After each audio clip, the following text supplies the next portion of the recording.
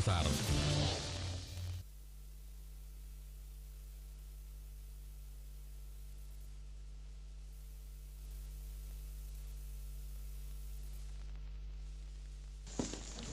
Wih, healing mulu nih. Weekend kemarin kemana lagi tuh? Pengen dong kayak kamu.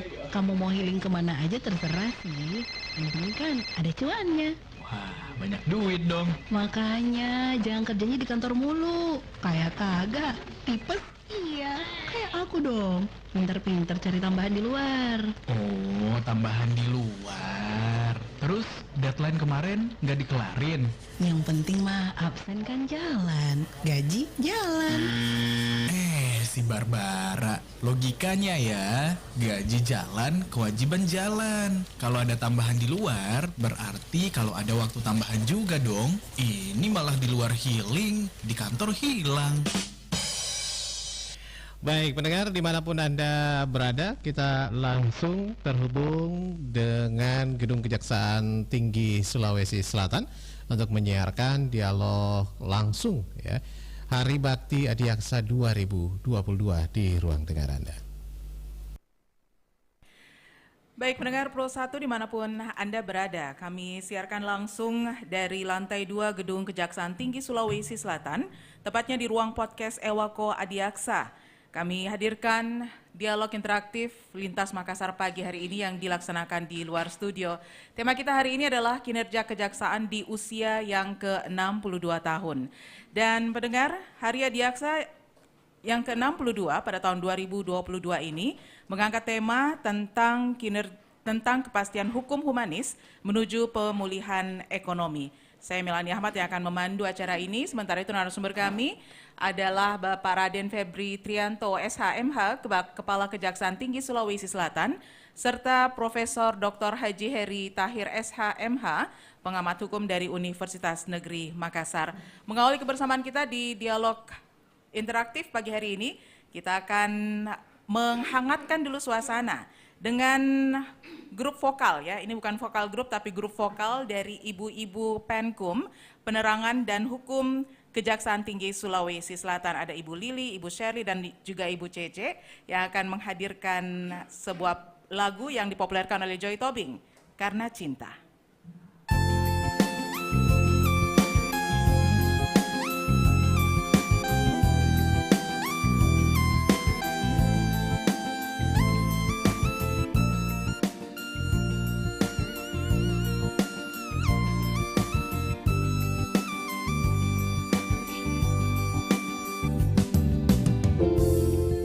Hari ini adalah lembaran baru bagiku. Ku di sini karena kau yang memilihku. Tak pernah ku ragu akan cintamu. Inilah diriku dengan melodi untukmu. Dan bila aku berdiri tegar sampai hari ini, bukan karena kuat dan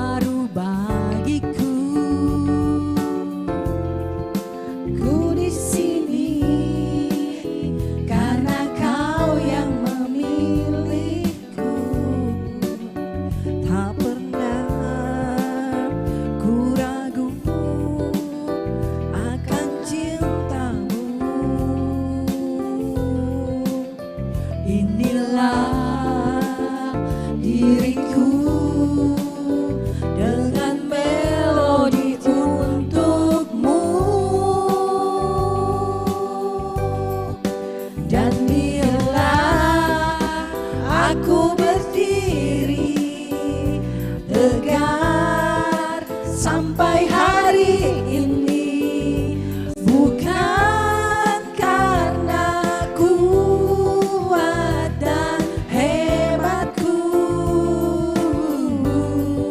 semua karena cinta, semua karena cinta.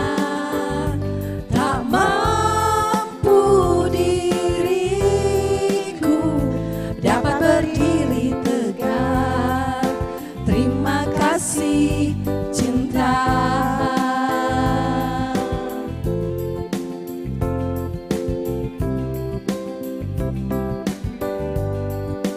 Dan bila aku berdiri tegak sampai hari ini, bukan karena kuat dan hebatku,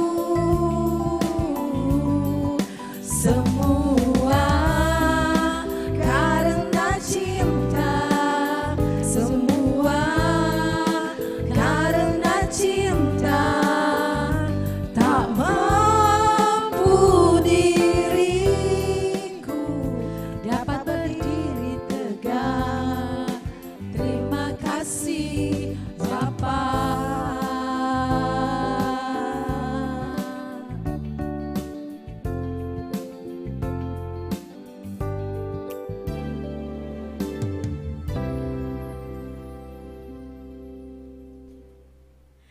Ya, baik, itu dia persembahan dari grup vokal ya dari Penerangan dan Hukum atau Penkum. Namun karena kita masih menantikan kehadiran dari Kepala Kejaksaan Tinggi Sulawesi Selatan, saya minta lagi nih ibu-ibu untuk menghadirkan satu lagu lagi. Mudah-mudahan bisa lebih menghangatkan lagi suasana di kesempatan pagi hari ini dalam dialog interaktif Lintas Makassar Pagi.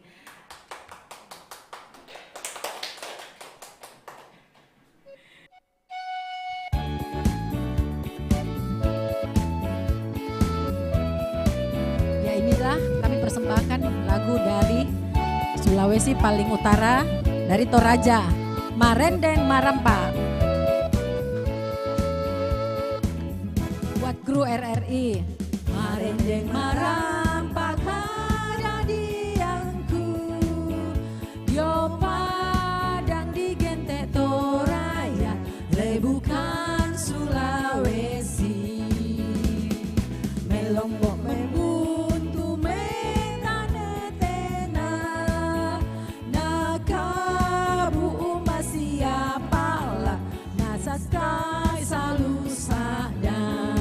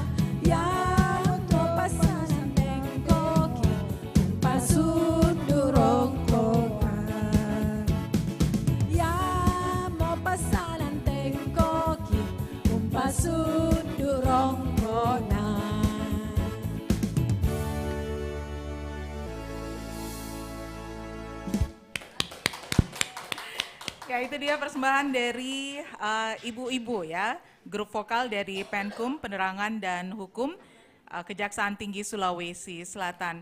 Baik, saat ini Kepala Kejaksaan Tinggi Sulawesi Selatan Bapak Raden Febri Trianto SHMH masih melaksanakan kegiatan VCon di ruangannya.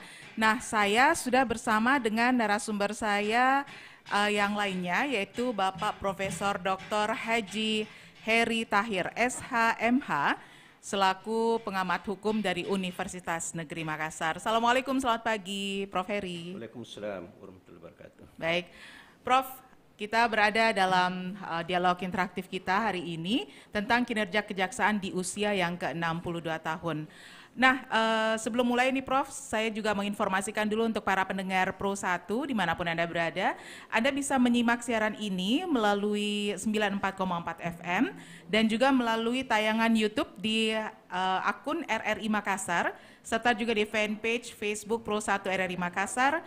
Dan tentunya Anda bisa bergabung sebentar, berinteraksi di 0821 3333 9440.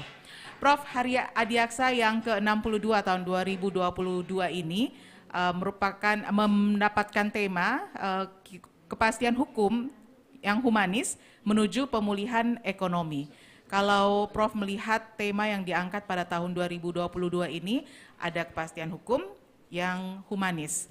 Bagaimana Prof melihat tema ini, Prof? Iya, kalau kita melihat bahwa saya kira tema ini tepat sekali. Karena kalau kita melihat bahwa kejaksaan selama ini terkungkung dengan paradigma retributive justice, ya. Jadi, retributive ya, justice. itu dengan mengedepankan pembalasan kepada ke pelaku. Nah, kalau kita melihat teori perkembangan hukum, itu kita mengenal ada teori represif, teori perkembangan hukum yang pertama itu adalah perkembangan hukum yang bersifat represif, yang kedua perkembangan hukum yang bersifat otonom, dan perkembangan yang berikutnya adalah perkembangan hukum yang restorasi. Ya, restorasi. Jadi masing-masing karakter dari ketiga perkembangan hukum ini mempunyai hal yang berbeda. Kalau pada hukum yang represif itu memang mengedepankan tindakan-tindakan represi. Kalau hukum yang bersifat otonom itu lebih mengedepankan kepastian hukum. Ya. Tetapi kalau yang terakhir itu adalah yang bersifat restorasi, dia lebih mengedepankan bagaimana terjadi keseimbangan kepentingan korban dan pelaku. Ya, itulah sebabnya juga di dalam konsep hukum pidana kita itu berupaya untuk mengedepankan ada dader estrapre, ya, jadi ada keseimbangan antara pelaku dengan korban. Yang selama ini kan kita melihat bahwa ketika korban melaporkan atau mengadukan kasus yang menimpa ke penyidik, ya setelah itu status yang bersangkutan hanya sebagai saksi pelapor. Ya, itu semua hak-haknya itu diambil alih oleh penyidik yang pada gilirannya akan diajukan ke penuntut umum untuk disidangkan di pengadilan. Nah, itulah persoalan-persoalan yang selama ini kita melihat bahwa ternyata dengan sistem itu tidak selamanya menyelesaikan masalah. Ya, karena dengan retributive justice itu memang dia mengedepankan win-win law solution. Jadi persoalan di pengadilan itu persoalan menang kalah. Ya. Tetapi dengan pendekatan yang ketiga, dengan pendekatan restorasi, tentunya dia lebih mengedepankan keadilan responsif. Ya. Kalau yang hukum yang bersifat otonom itu dia lebih mengedepankan keadilan yang prosedural. Ya. Yang penting dia sesuai dengan aturan-aturan, dan prosedur itu dianggap bahwa di situlah keadilan sudah tercapai. Tetapi kenyataannya kan tidak demikian. Ya, justru kemungkinan itulah kelemahan-kelemahan muncul sehingga muncul pendekatan-pendekatan restorasi, restoratif justice, di mana memberikan peranan antara pelaku dan korban itu sama-sama. Ya, bahkan misalnya kalau dapat menyelesaikan masalah mereka itu lebih bagus, ya. Ya. Prof, kalau dilihat apakah pendekatan humanis pada kepastian hukum ini bukannya justru membuat para pelaku pelanggar hukum itu tidak jerah melakukan kembali tindakan-tindakan mereka yang melanggar hukum, misalnya pada kasus-kasus korupsi misalnya. Apakah ini justru membuat mereka merasa ya aman-aman saja saya melakukan pelanggaran, nanti kan pendekatannya humanis. Iya. Nah itulah sebenarnya tahun 2020 memang sudah pernah muncul release and discharge. Ya, release and discharge itu artinya pelaku korupsi lebih mengedepankan bagaimana keuangan negara itu bisa dikembalikan. Karena di situlah kerugian yang muncul itu. Tapi pada saat itu juga muncul pro dan kontra dengan itu tadi. Bahwa kemungkinan dengan hanya membayar segitu, mereka tidak ada efek jerah ya. Ya. Same culture, budaya malu dan sebagainya itu justru harus tetap ditanamkan. Ya, jadi budaya malu.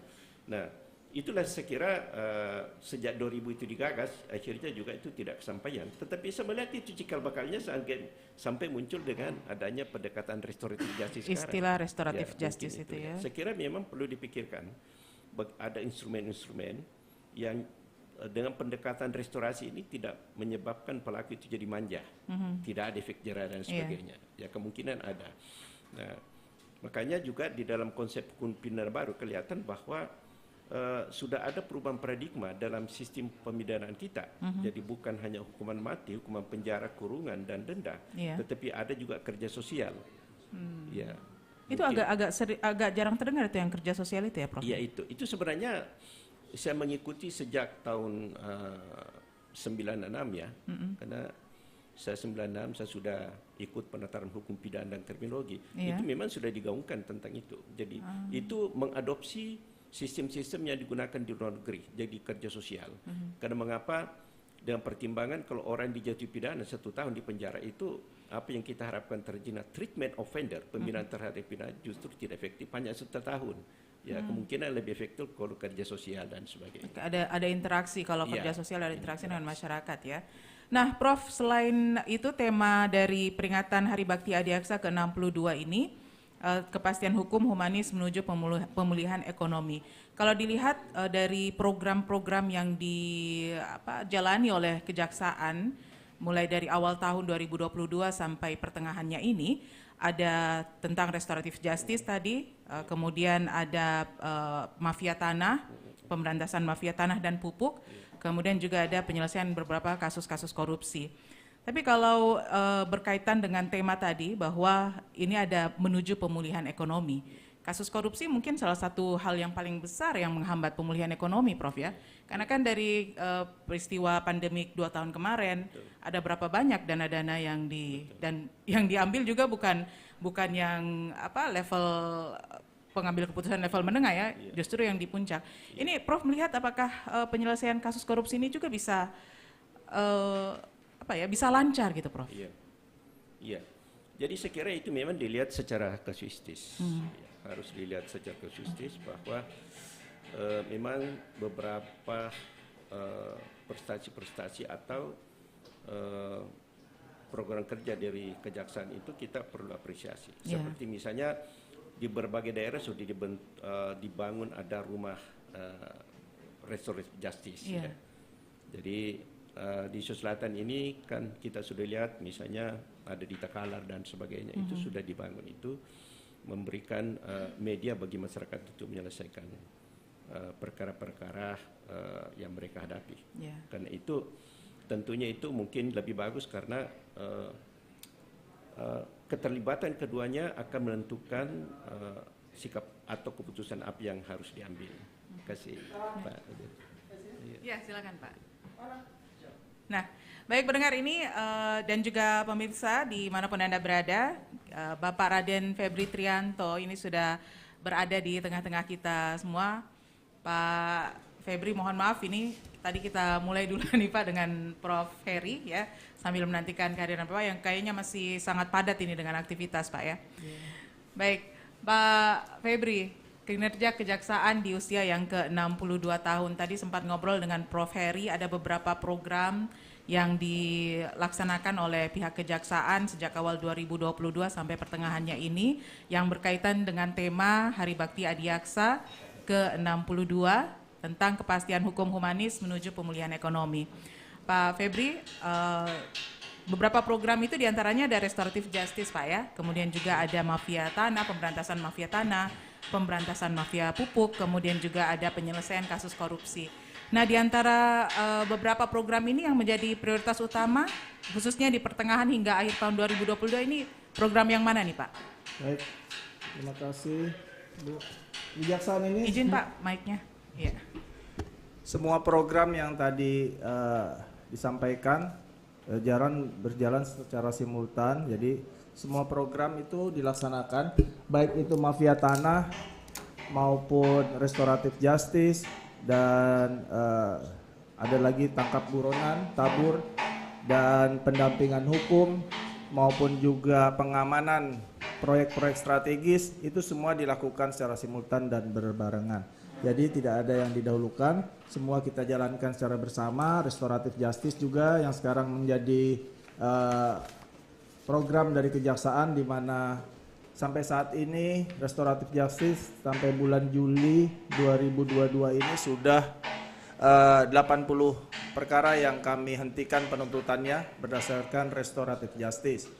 Dan kemudian juga pengamanan proyek-proyek strategis kami lakukan juga dari bidang intelijen maupun juga dari pendampingan dari bidang datun untuk mengamankan proyek-proyek strategis berjalan dengan sesuai dengan ketentuan, sehingga nantinya juga bisa meningkatkan pemulihan ekonomi dari pasca COVID-19 ini.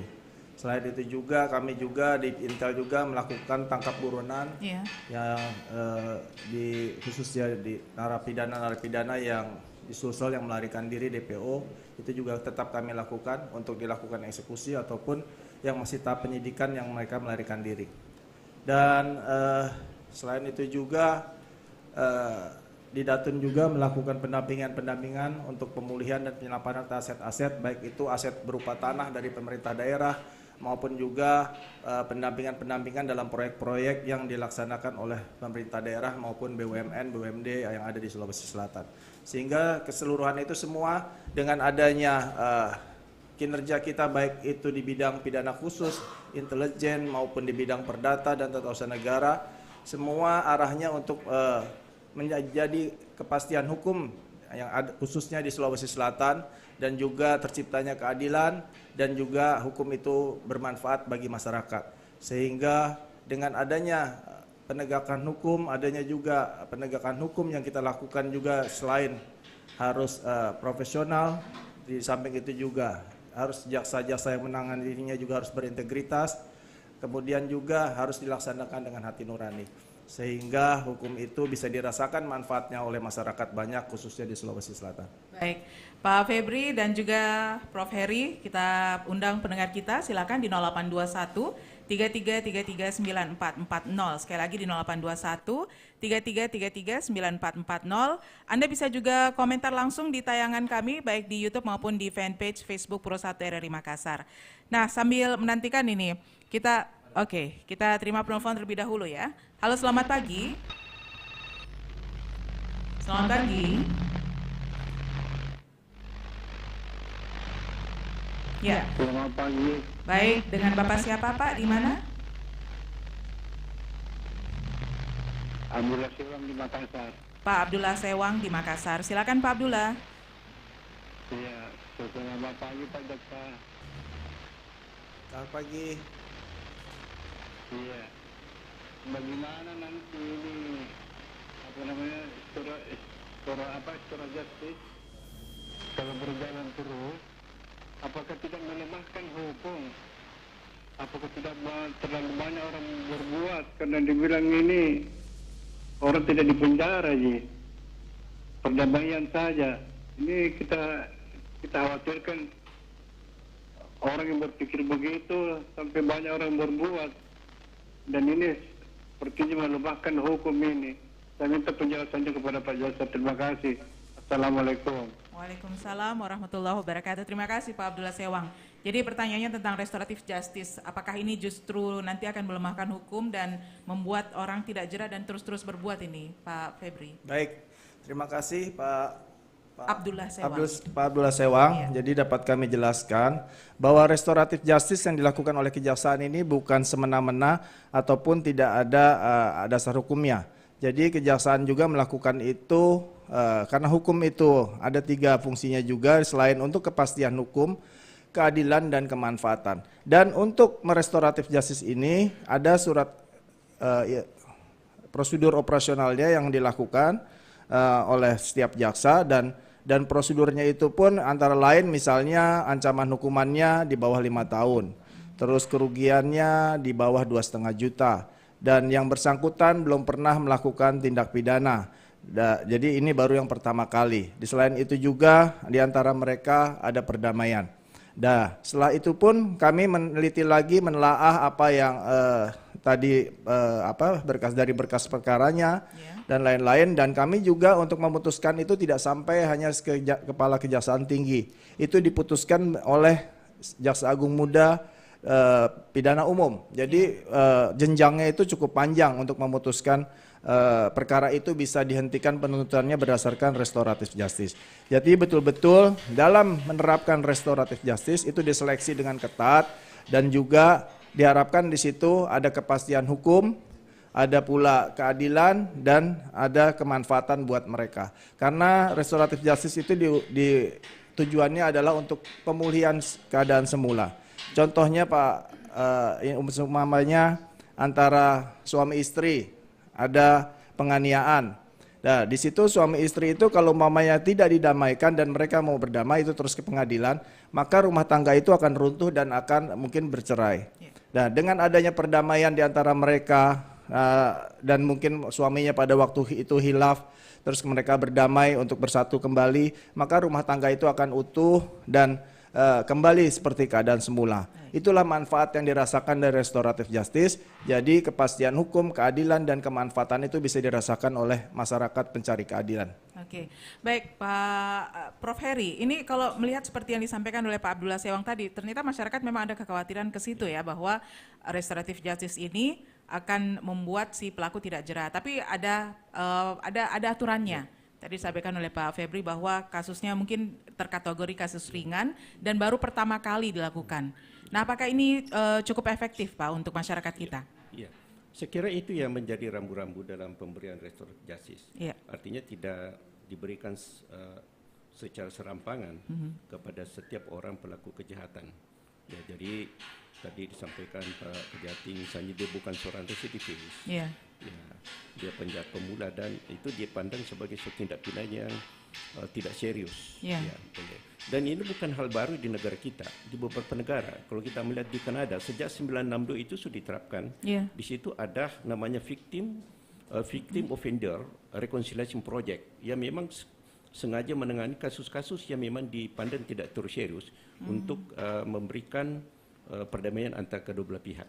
Dan ini kita juga melihat bahwa dalam konsep hukum pidana baru kita, memang kita sudah meninggalkan paradigma retributive justice. Jadi keadilan yang selalu memberikan pembalasan. Sekarang ini dengan restorative justice ini, dia beri ruang kepada pelaku dan korban untuk menyelesaikan masalah sendiri, sehingga itu akan melahirkan suatu win-win solution, bukan win-loss solution, bukan menang kalah. Ya, jadi dengan restorative justice itu menyebabkan para pihak itu semua merasa menang, ya karena dialah diberi ruang untuk menyelesaikan masalahnya sendiri. Jadi bukan hal baru, di beberapa negara sebenarnya sudah melaksanakan. Bahkan kalau kita melihat Kongres PBB justru mengadopsi nilai-nilai yang terdapat dalam hukum Islam. Kita lihat saja misalnya dalam ajaran hukum Islam misalnya di Arab Saudi, orang sudah dijatuh hukuman mati, ya, tapi begitu pelaku atau korban atau keluarganya memberi maaf, eksekusi tidak dilakukan. Jadi itu merupakan suatu cerminan bagaimana restorasi itu betul-betul memberi ruang begitu luas kepada korban. Baik Prof dan juga Pak Febri, kita terima penelpon berikut ini. Halo, selamat pagi. Sayang sekali terputus ya. Baik, pendengar, Anda masih tetap bisa bergabung bersama kami di Dialog Interaktif luar studio pagi hari ini. Kita akan segera kembali setelah yang berikut ini.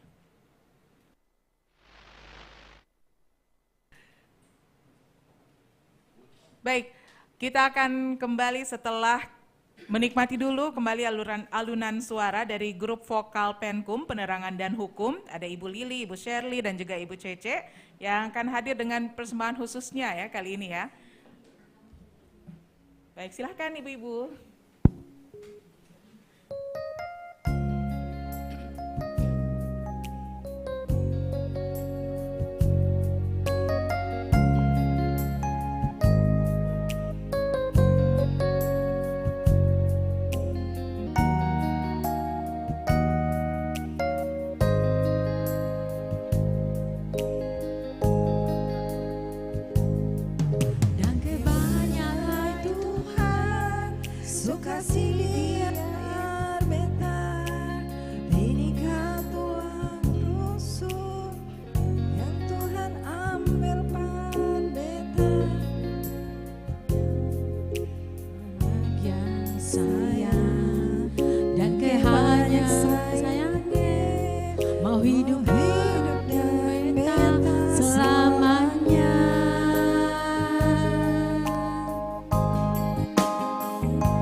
Beta janji, beta jaga, hale untuk selamanya. Beta janji akan setia, hanya untuk satu cinta.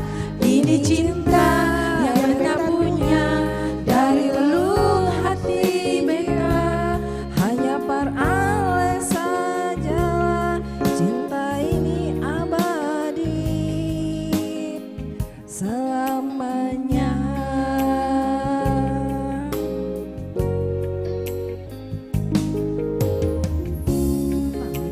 Tuhan suka si dia par beta, inikah tulang rusuk yang Tuhan ambil dari beta. Bahagia siononae, beta bahagia sayang, dan ke hanya sayangnya mau hidup dong beta selamanya. Oh, beta janji, beta jaga, hale untuk selamanya. Beta janji akan setia, hanya untuk satu cinta. Ini cinta yang beta punya dari relung hati beta. Hanya perale saja, cinta yang abadi selamanya.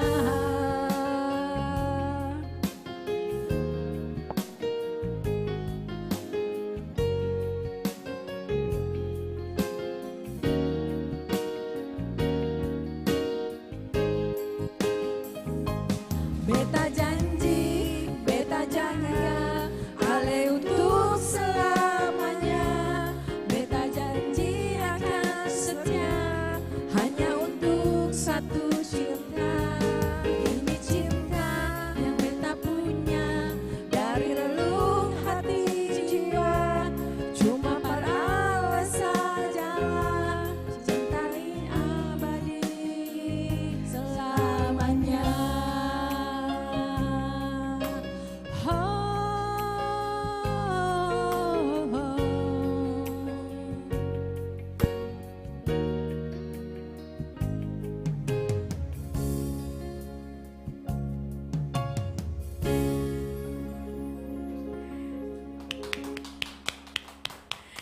Baik, pendengar, itu dia alunan suara dari grup vokal Penkum, Ibu-Ibu Penkum ya, Penerangan dan Hukum. Terima kasih untuk Ibu Lili, Ibu Cece, dan juga Ibu Shirley. Dan kita lanjut lagi masih dalam dialog interaktif luar studio di Lintas Makassar Pagi untuk edisi hari ini. Hari Selasa 26 Juli 2022, saya Melani Ahmad masih langsung dari ruang podcast Ewako Adiaksa, lantai 2 Gedung Kejaksaan Tinggi Sulawesi Selatan. Masih bersama dengan Bapak Kepala Kejaksaan Tinggi Sulawesi Selatan, Pak Febri, dan juga Prof. Heri. Kita lanjutkan lagi nih Pak Febri. Dari rilis yang sempat dikeluarkan oleh Anti-Corruption Committee pada peringatan Hari Bakti Adiaksa, ini menyebutkan ada beberapa kasus korupsi yang ternyata masih stagnan. Kalau berbicara tentang korupsi, ini memiliki dampak yang besar dan langsung ke masyarakat Pak ya. Tapi ternyata menurut pantauan dari ACC Sulawesi Selatan itu masih ada kasus korupsi yang menurut ACC itu stagnan ya. Nah, kira-kira apa yang menjadi permasalahan atau penyebabnya ini, Pak Febri? Baik, jadi dalam penanganan perkara korupsi ini tidak semudah mungkin menangani perkara-perkara biasa, dan sebetulnya bukan stagnan, masih dalam berproses. Mungkin memang dalam berproses itu biasa kami salah satunya hambatannya adalah perhitungan kerugian keuangan negara.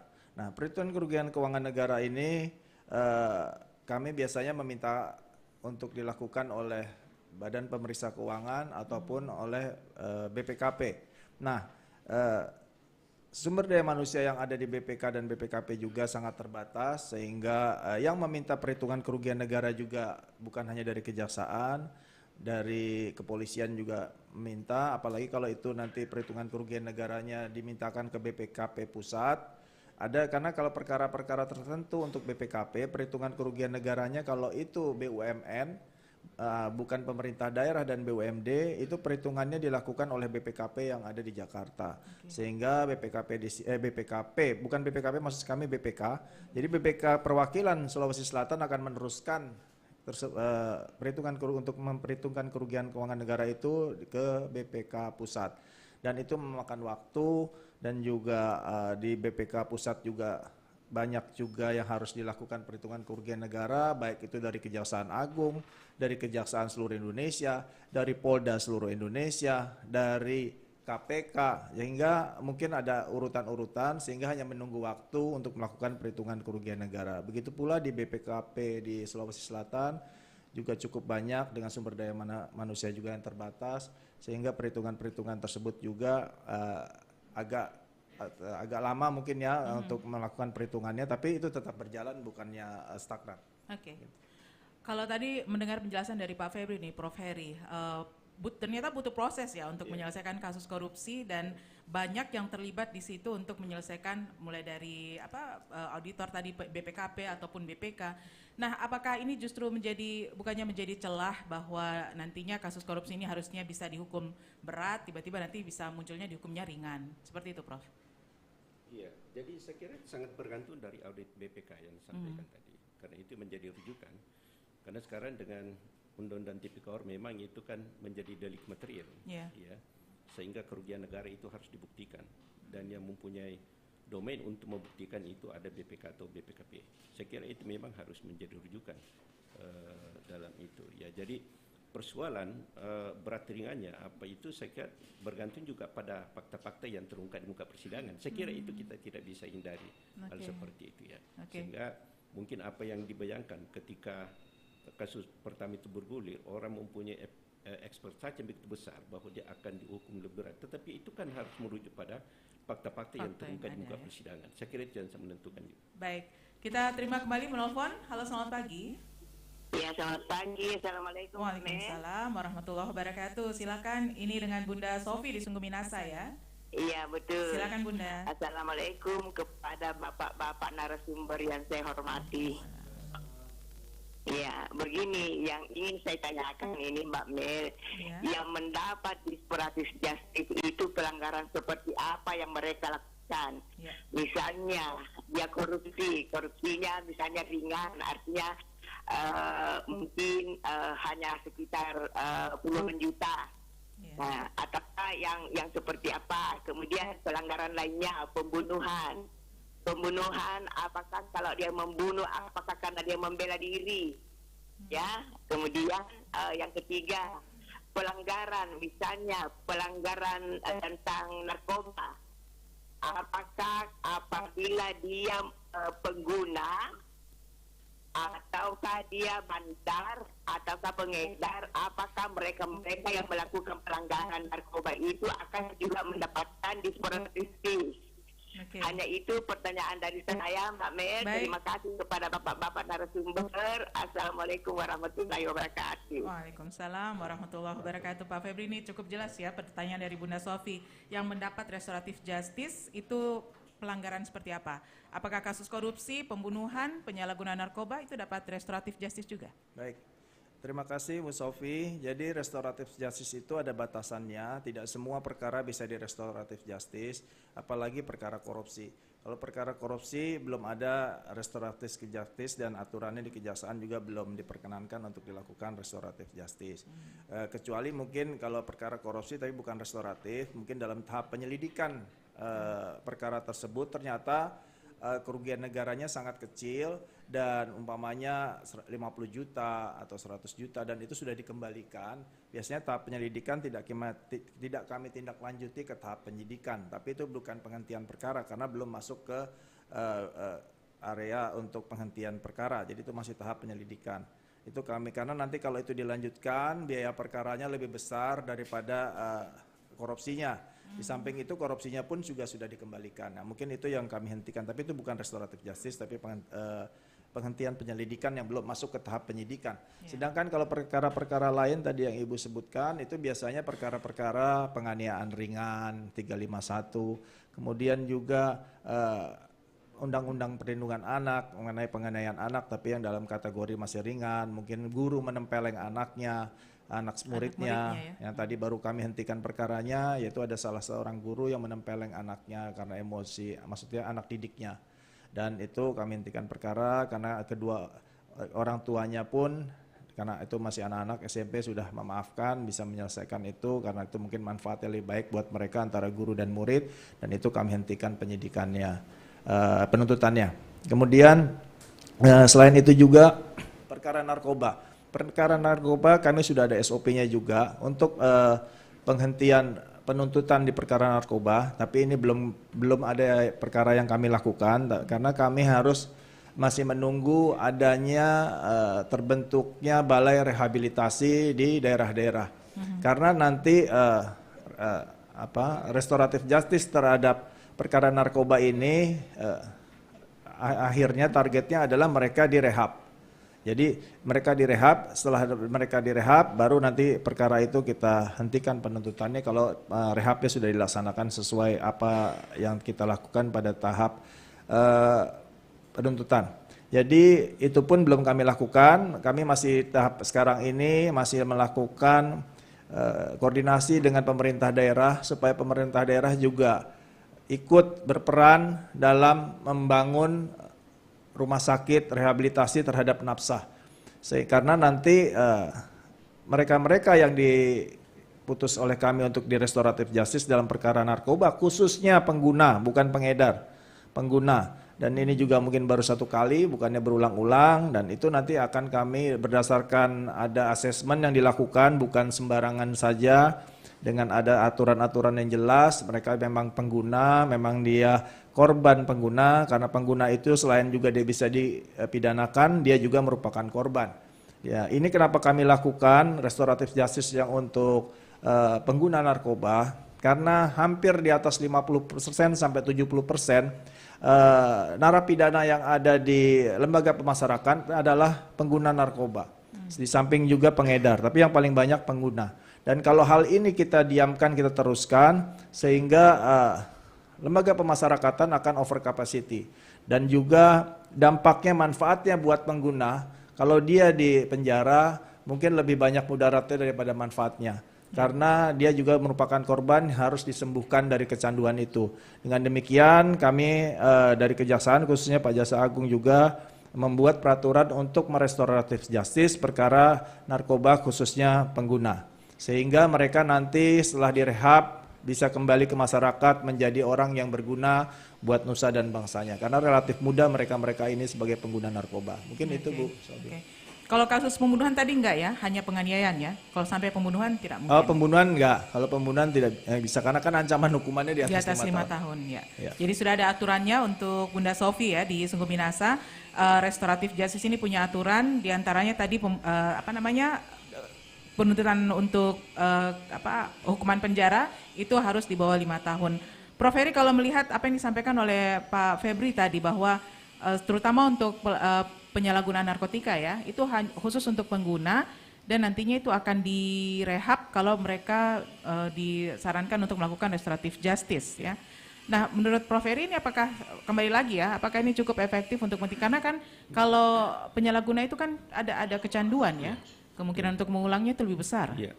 Jadi saya kira memang sangat logis kalau pengguna ini lebih mengedepankan restoratif justice, ya. Karena pengguna sebenarnya itu korban.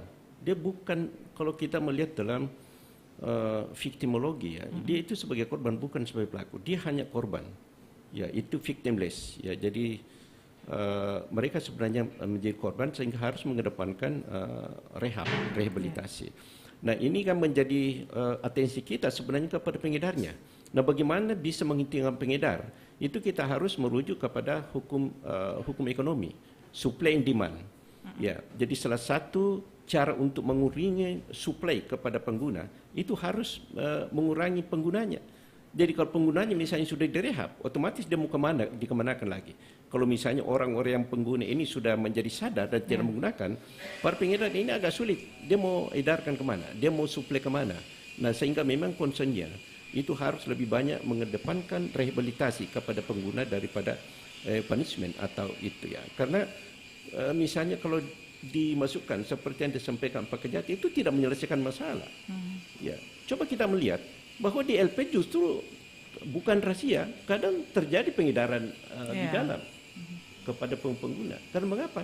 Karena pengguna masih sakau dan sebagainya di dalam. Nah, kalau dia memang diisolasi dengan dalam tanda petik misalnya direhab, itu kan sudah ada itu kita harapkan lebih ke perbaikan, penyembuhan perbaikannya. Ya, saya kira itu yang memang harus dikedepankan kepada para pengguna, karena sebenarnya mereka itu korbannya, sebagai korban, ya, frustrasi, mungkin masalah-masalah keluarga dan sebagainya, sehingga itu menjadikan suatu pelarian, ya, untuk menyelesaikan masalah sesaat kepada mereka. Nah, berikut saya tambahkan masalah restorasi. Sebenarnya ini kalau kita melihat, maaf Pak Kejati, itu rujukannya pasal 8 Undang Nomor 11 2021. Di situ mengatakan bahwa kejaksaan melaksanakan fungsinya harus menegakkan hukum, ya, berkeadilan, dan harus melihat bagaimana nilai-nilai sosial, nilai agama dan nilai keadilan yang ada dalam masyarakat. Itulah sebenarnya menjadi rujukan. Karena kadang misalnya suatu perkara dengan hanya pendekatan normatif saja, seperti katakan dulu yang muncul mencuri kakao, hanya berapa itu akhirnya dihukum dan sebagainya. Meskipun itu hukuman percobaan saja, tetapi orang melihat bahwa dihukum dan sebagainya justru akan merusak nilai keadilan dan masyarakat. Itulah sebenarnya yang memang harus mengedepankan restorasi, bukan pendekatan punishment. Nah, sehingga masyarakat juga harus melihat itu, bahwa apa semangat dari itu, ya, jadi pemberian suatu tindakan atau keputusan justru betul-betul mengcover nilai-nilai keadilan dalam masyarakat kita, dan itu sebenarnya sudah kita bisa lihat dalam Undang Nomor pasal 8 Undang Nomor 11 2001 itu, bahwa kejaksaan harus memperhatikan hal seperti nilai-nilai sosial, nilai normatif. Jadi kejaksaan tidak menempatkan dirinya di luar, tetapi menempatkan dirinya di dalam masyarakat itu sendiri. Itulah semangat dari restoratif justice. Baik, Prof, sepertinya ini hukum terus berkembang ya metodenya. Betul. Ya. Tadi sudah Prof jelaskan ada yang mulai dari otonom, represif, otonom, kemudian restorasi sekarang ini. Nah, berbicara tentang saya kembali dulu ke Pak Febri. Pak Febri, dari beberapa program yang dilaksanakan pihak kejaksaan sepanjang tahun 2022, tadi kita sudah kupas sedikit tentang restoratif justice, kemudian juga tentang kasus korupsi. Nah, ini tentang mafia tanah dan juga mafia pupuk. Ini cukup marak ya kalau di wilayah Sulawesi Selatan. Apa saja yang sudah menjadi gebrakan dari Kejaksaan Tinggi Sulawesi Selatan dan juga seluruh Kajari di 24 kabupaten kota sesulsel untuk mafia pupuk dan juga mafia tanah? Baik, terima kasih. Jadi Kejaksaan juga sudah membentuk Satgas, baik itu Satgas Mafia Tanah maupun Satgas Mafia Pupuk. Itu atas perintah Jaksa Agung di seluruh Indonesia. Dan Kejari-Kejari pun membentuk hal tersebut, dan kita juga membuka hotline untuk pelaporan-pelaporan adanya mafia tanah atau mafia pupuk. Setiap ada masukan laporan pengaduan selalu kami tindak lanjuti dan kami akan selesaikan secara tuntas. Dan sampai saat ini memang kalau untuk mafia pupuk belum ada hal-hal yang signifikan khususnya untuk di Sulawesi Selatan, dan itu kami juga pantau baik itu supply and demand dari pupuk tersebut, khususnya pupuk bersubsidi. Kalau pupuk non subsidi tidak ada masalah karena itu harga pasar, tapi ini yang kita khawatirkan ini kan pupuk subsidi dijual menjadi pupuk yang non subsidi. Jadi dia beli murah tapi dia jual mahal. Ini yang kita takutkan. Di samping itu juga pupuk-pupuk subsidi ini tidak sampai kepada orang yang berhak atau petani yang berhak untuk menerima dari pupuk subsidi itu. Jadi itu yang selalu kita pantau secara preventif sehingga jangan sampai ada tindakan represif. Diusahakan preventif, jadi mulai dari penyaluran sampai pengadaan jumlah pupuk dan sampai penerimaan oleh petani kita monitor bersama-sama dengan penyalur pupuk, khususnya untuk di Sulawesi Selatan ini ada pupuk Kaltim dan petrokimia. Kami dengan pupuk Kaltim dan petrokimia pun sudah melakukan Memory of Understanding atau perjanjian kerjasama dalam rangka untuk menyalurkan pupuk-pupuk baik itu dari petrokimia maupun dari pupuk Kaltim di wilayah Sulawesi Selatan, sehingga pupuk-pupuk tersebut bisa sampai kepada masyarakat khususnya para petani sesuai dengan ketentuan yang ditentukan oleh pemerintah. Itu mengenai pupuk. Sedangkan untuk mafia tanah memang di Sulawesi Selatan ini kelihatannya cukup marak mengenai mafia tanah. Hampir di mana-mana terjadi masalah pertanahan, dan di mana manusia ini masih berpijak di atas tanah, pasti masalah tanah ini masih terus ada dimanapun. Karena tanah ini bagian dari manusia, kecuali manusia sudah melayang di atas tanah. Sehingga tanah-tanah ini selalu dimanapun menjadi permasalahan dan menjadi rebutan. Dan nilai tanah, nilai ekonomis dari tanah khususnya di Sulawesi Selatan juga cukup tinggi, sehingga masalah tanah di Sulawesi Selatan cukup banyak. Apa yang sudah Kejaksaan lakukan untuk mafia tanah dengan ada Satgas Mafia Tanah, kami juga membentuk hotline, kami juga menerima pengaduan-pengaduan dari masyarakat. Kalau memang itu permasalahan antara masyarakat dengan masyarakat, kami biasanya juga bisa mengasih pendampingan dalam hal ini pelayanan hukum untuk menjelaskan untuk penyelesaiannya bagaimana, atau kami menyalurkan itu mungkin ke BPN ataupun ke institusi lain yang mempunyai stakeholder lain yang berwenang. Sedangkan kalau itu juga ada juga perkara tanah mungkin yang dilaporkan oleh para pihak kepada Polda, biasanya mungkin itu pemalsuan surat-surat tanah, sehingga perkara itu menjadi perkara pidana umum dan itu disidik oleh Polda dan kami tindak lanjuti dengan penuntutannya. Dan itu sudah ada beberapa perkara yang kami tindak lanjuti dengan perkara pemalsuan biasanya. Dan sedangkan kalau untuk perkara tanah yang ditangani Kejaksaan belum ada, dan itu juga mungkin kalau memang nanti ada terbukti bahwa ada perkara tanah juga bisa kami korupsikan dalam hal mungkin tanah-tanah tersebut adalah tanah-tanah milik pemerintah daerah atau BUMD yang mungkin nanti secara melawan hukum diambil oleh pihak lain dengan cara melawan hukum, dan hal itu juga bisa menyebabkan kerugian keuangan negara.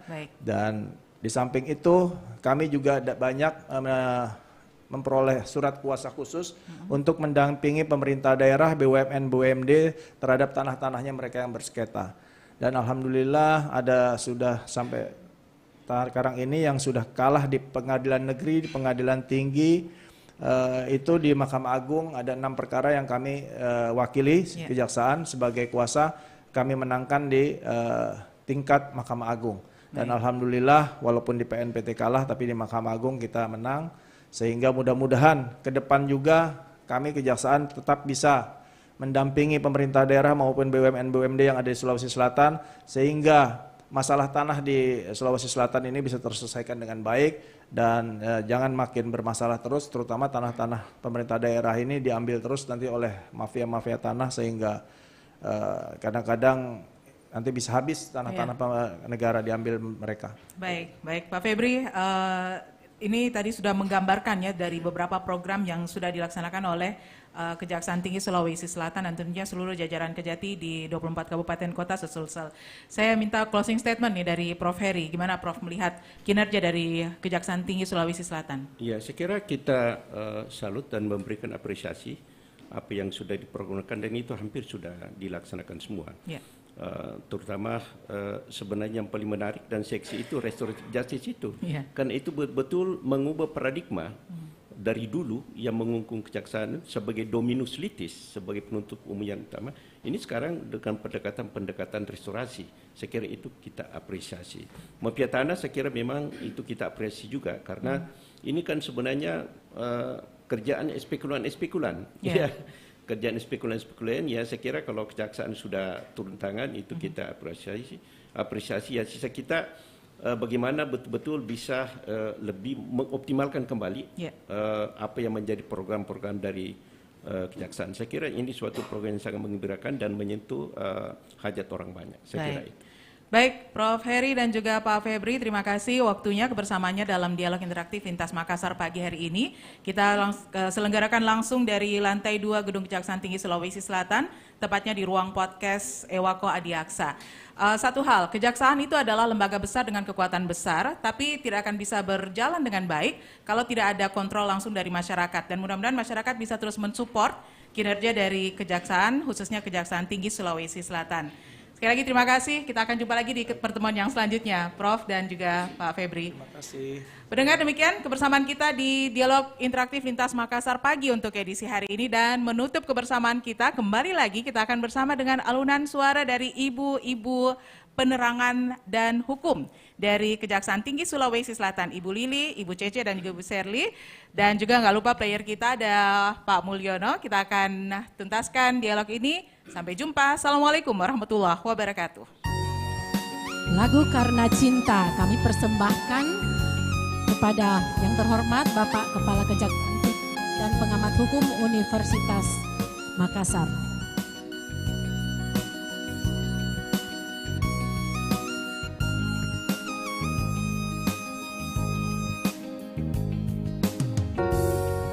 Hari ini adalah lembaran baru bagiku. Ku di sini karena kau yang memilihku. Tak pernah ku ragu akan cintamu. Inilah diriku dengan melodi untukmu, dan bila aku berdiri tegar sampai hari ini, bukan karena kuat dan hebatku, semua karena cinta, semua karena cinta. Tak mampu diriku dapat berdiri tegar. Terima kasih cinta.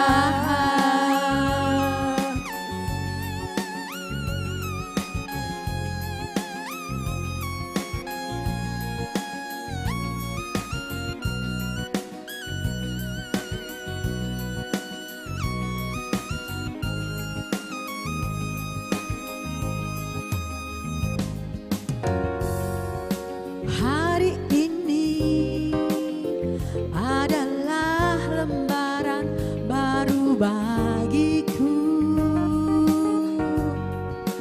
Ku di sini karena kau yang memilihku.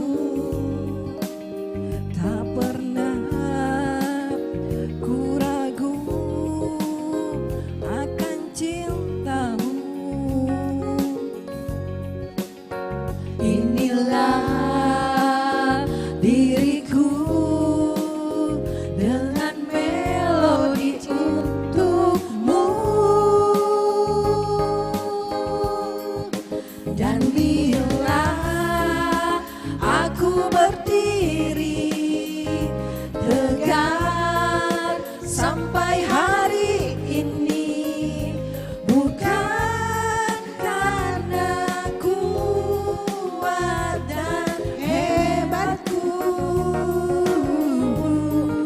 semua karena cinta, semua karena cinta. Tak mampu diriku dapat berdiri tegar. Terima kasih cinta.